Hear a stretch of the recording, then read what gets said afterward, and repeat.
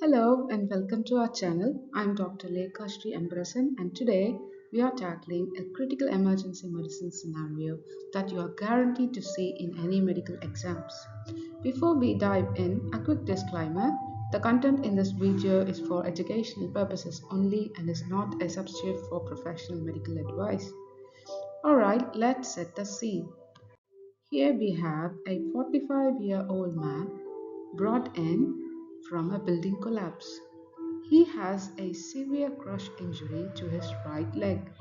An urgent ECG is done, which shows peaked T waves and a widening QRS complex. And his potassium comes back at a staggering 7.2 millimoles per liter. And the question is, what is the most important initial step in his management? And your options are A. Salbutamol, B. Insulin and dextrose, C. Sodium bicarbonate, D. Calcium gluconate, or E. Calcium resonium. Please pause the video here if you would like to think it over. Okay, let's break this down. The crush injury screams very much rhabdomyolysis, which means cells are breaking down and flooding the blood with potassium. But the most critical part here are the ECG changes. A peak T wave and wide QRS complex mean this patient's heart is electrically unstable.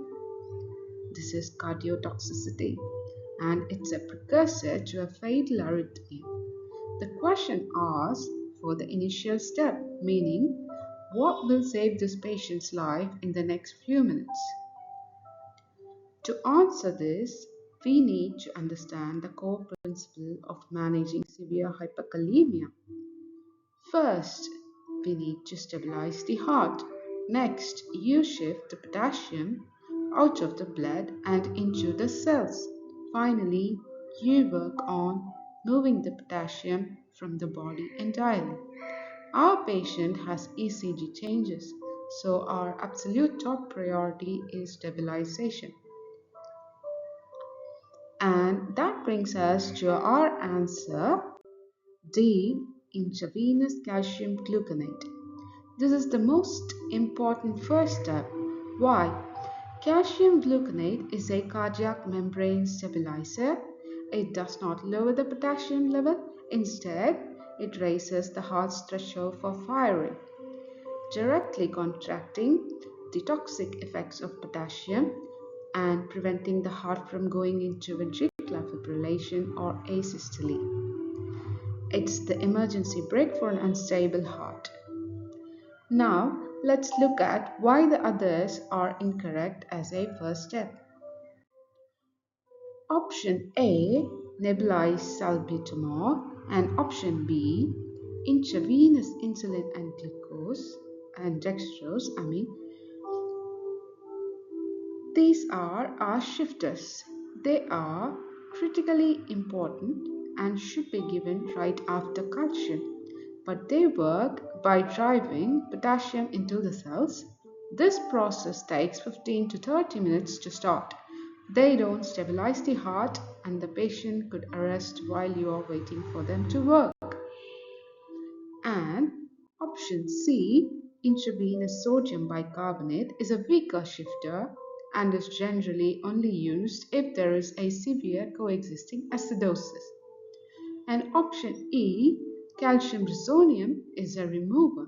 It binds potassium in the gut, but it takes hours to have an effect and is part of the later definitive management plan, not the immediate resuscitation. So, to put it all together, your life-saving algorithm is simple. If you see hyperkalemia with ECG changes, your first action is always to stabilize with IV calcium gluconate. Then, you shift the potassium with insulin, dextrose, and salbutamol. Finally, you plan to remove it from the body. And that's our breakdown of a classic hyperkalemia question. And if you found this video helpful and want to ace in your medical exams, please give this video a thumbs up and make sure you subscribe to the channel and hit the notification bell so that you don't miss our next one. We want to make content that helps you succeed. What topics are you struggling with? What would you like us to break down next? Let us know in the comments below. Thanks for watching and see you in the next video. Thank you.